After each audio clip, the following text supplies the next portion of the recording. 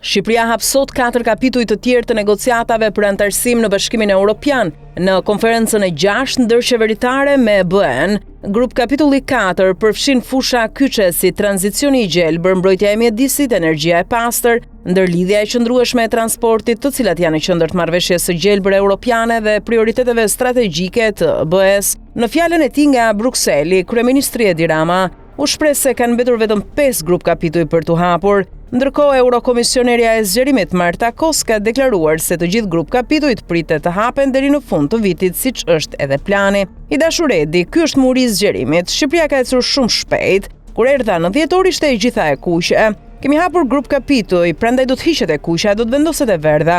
Do t'i hapim të gjitha deri në fund të vitit siç e kishim planifikuar. E mbështes planin tuaj për të mbyllur negociatat në 2027 dhe për t'ju pasur në BE sa më shpejt të jetë e mundur. Mbreslënës për kushtimi juaj dhe i ekipit shqiptar që po ecën mirë.